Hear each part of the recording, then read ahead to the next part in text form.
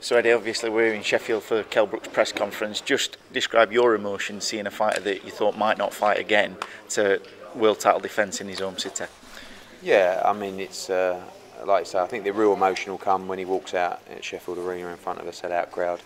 Didn't know whether he'd fight again, and now he is, and I'm so pleased that he's working as hard as he is. It's a great fight for him, get the mandatory done, and then move on to a huge fight in the summer. But for now, buzzing to get Dan signed and can't wait for the 28th. Are you shocked how quickly Kell's been able to recover from such serious injuries?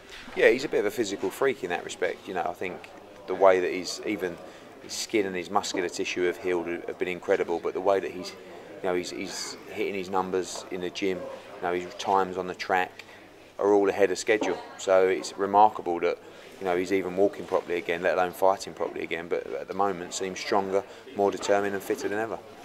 Now there's more on the line. He's world champion. So many big fights ahead of him. But ultimately, I think he knows now that he can't afford to let anything go, let anything slip.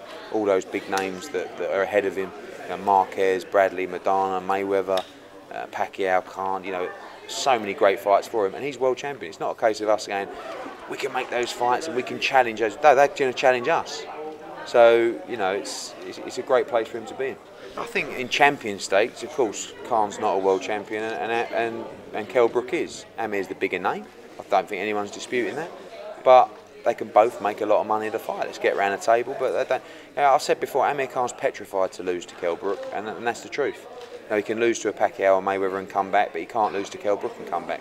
And he will lose to Kell Brook, so maybe he won't fight him. Obviously there's been quite a few names linked with Kell. How much would you like to see maybe fight at Bramall Lane?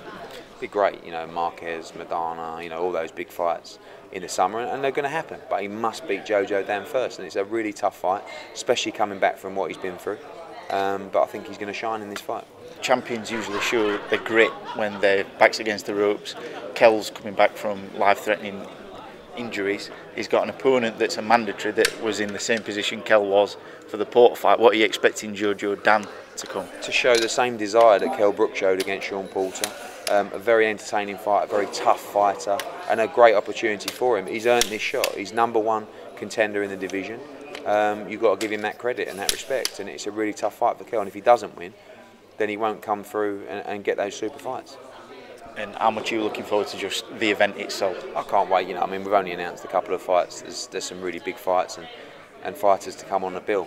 But I'm chuffed for Kell to be in this position, and it's going to be spine tingling stuff watching him walk out in front of that amount of people.